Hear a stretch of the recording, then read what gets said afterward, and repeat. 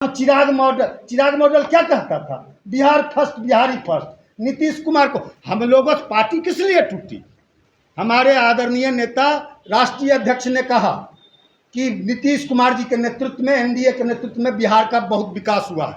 चिराग पासवान 2020 में कृष्णापुरी से उठ के यहाँ आया, कहा कि हम नीतीश को जेल भेजना चाहते हैं। आप नीतीश का बड़ाई करते हैं, आपको प्रदेश अध्यक्ष से 2 दिन के अंदर हटा देंगे। अब प्रदेश अध्यक्ष से हटा दिया।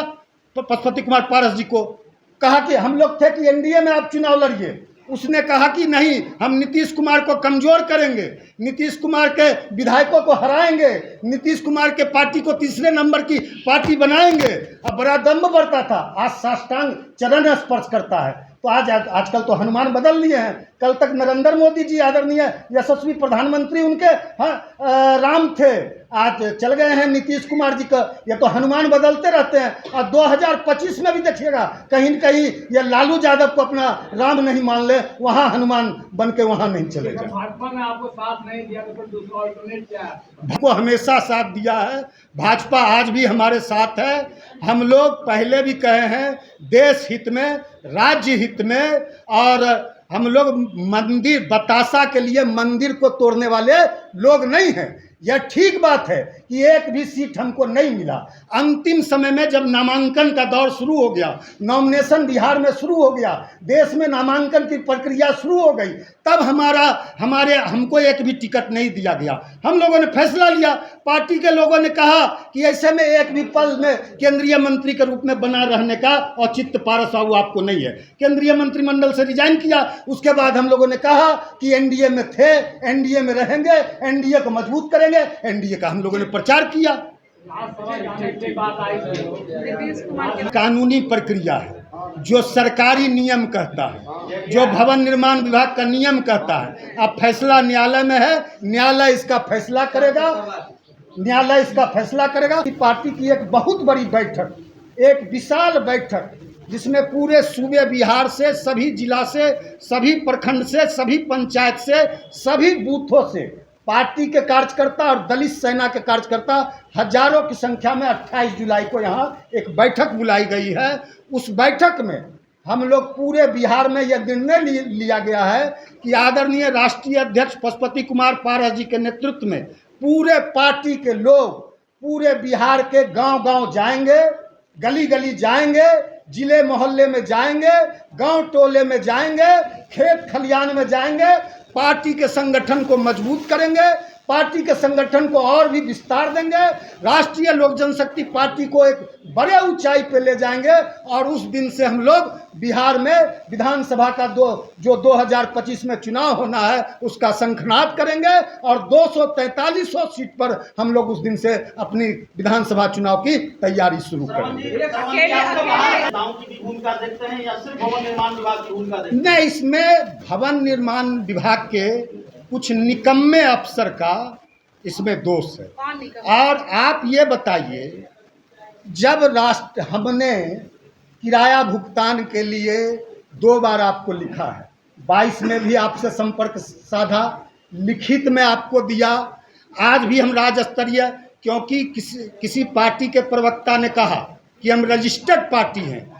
रजिस्टर्ड हमको जो निर्वाचन आयोग के द्वारा जो भी राज्य पार्टी को सुविधा मिलती है, चाहे वोटर लिस्ट देना हो, जितना भी आज से 1 माह पूर्व तक, 20 दिन पूर्व तक, आज तक निर्वाचन आयोग की, बिहार निर्वाचन आयोग की कोई बैठक होती है जिसमें 6, 7, 8 दल हैं जो राष्ट्रीय पार्टी हैं और राज्य पार्टी हैं, उसमें हमको भी बुलाया जाता है। आज तक हमने कल भी पूछा निर्वाचन आयोग के पदाधिकारी से, उन्होंने कहा कि आपको आज भी राज्य स्तरीय पार्टी का मान्यता है और भारत के निर्वाचन आयोग से स्पष्ट हम लोग को गाइडलाइन आया है, लिखित में आया है कि जब तक लोक जनशक्ति पार्टी का डिस्प्यूट समाप्त नहीं हो जाता है, राष्ट्रीय लोक जनशक्ति पार्टी और हमारे जो अपोजिट पार्टी हैं, दोनों को राज्य स्तरीय पार्टी का मान्यता प्राप्त रहेगा।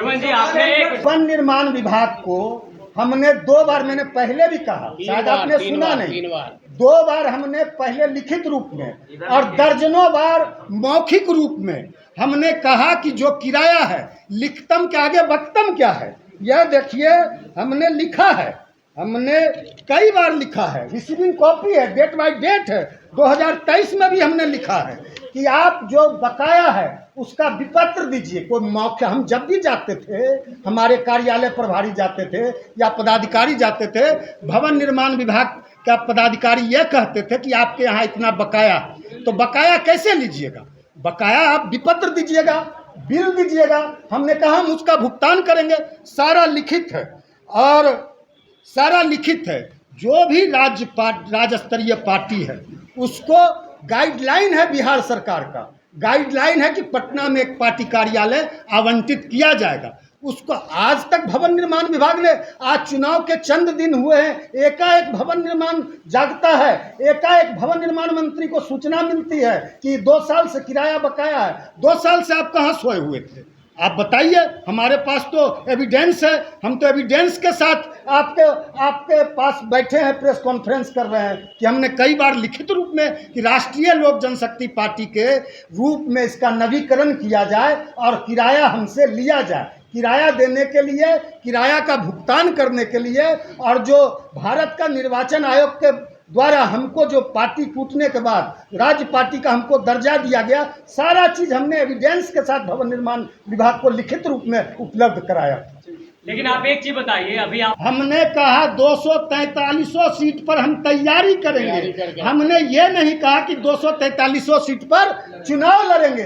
243 सीट पे इसलिए हम तैयारी करेंगे कि जब हम गठबंधन में लड़ते हैं तो गठबंधन को हम मदद करें और गठबंधन के कार्यकर्ता और गठबंधन के नेता हमको मदद करें।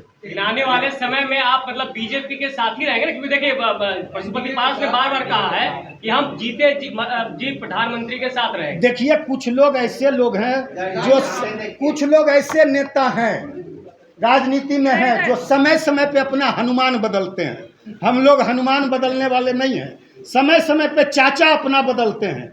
कभी अरुण पारस बाबू को चाचा बोलते थे, चाचा बदल के अरुण बाबू एक एमपी ने कहा कि हमको चाचा कहा, बहुत दिन तक कहा, अब आप ही चाचा हैं। उन चाचा का हास्य क्या किया? फिर नित्यानंद जी को चाचा कहते थे।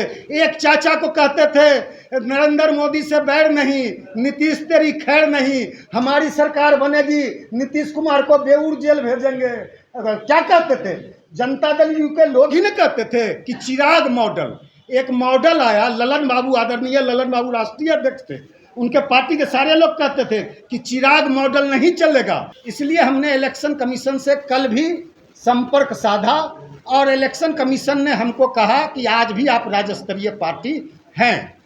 तो विगत 13 जून को एक चिट्ठी निकालता है भवन निर्माण विभाग कि लोक जनशक्ति पार्टी का आवंटन रद्द करते हुए रद्द किया जाता है, और हमको यह चिट्ठी दिया जाता है भवन निर्माण विभाग के द्वारा कि आपने 2 सालों से इस ऑफिस का किराया भुगतान नहीं किया है और पार्टी कार्यालय का नवीनीकरण नहीं कराया है, इसलिए लोक जनशक्ति पार्टी का कार्यालय का आवंटन रद्द किया जाता है।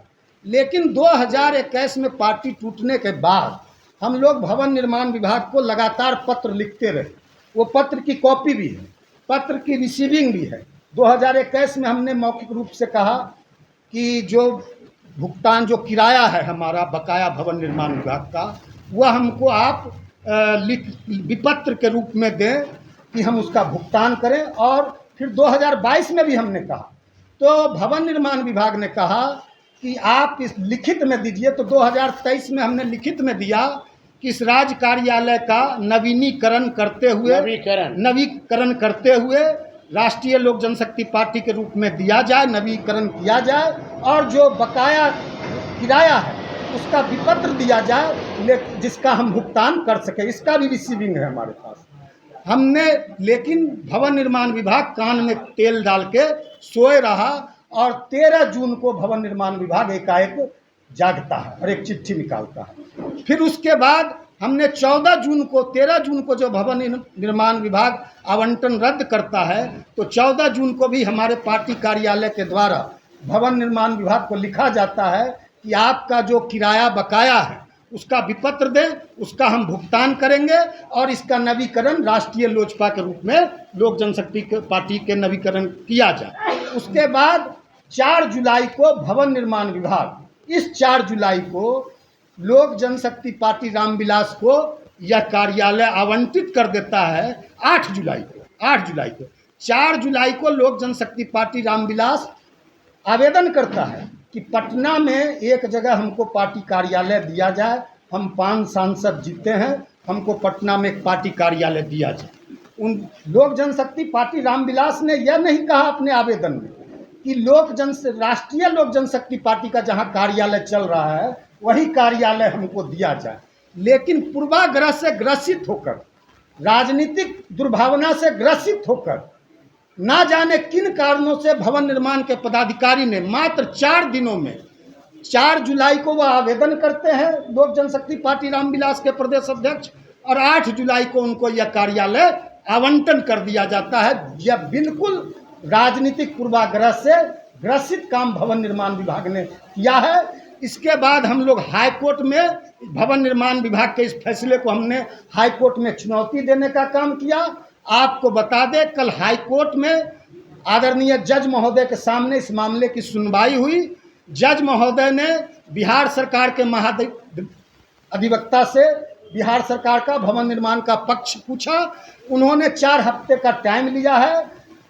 आदरणीय जज महोदय ने 4 हफ्ते में काउंटर फाइल करने का बिहार सरकार को, भवन निर्माण विभाग को निर्देश दिया है। 4 हफ्ते बाद इसकी सुनवाई होगी। यह मामला उच्च न्यायालय में है। यही आप लोग को सूचना देने के लिए हम बुलाए थे। रिपब्लिकन न्यूज़ के साथ जुड़ने के लिए सब्सक्राइब बटन दबाकर चैनल को सब्सक्राइब करें। नोटिफिकेशन प्राप्त करने के लिए यहाँ बेल को दबाएं। वीडियो अच्छा लगे तो लाइक करें और दोस्तों के साथ शेयर करना ना भूलें।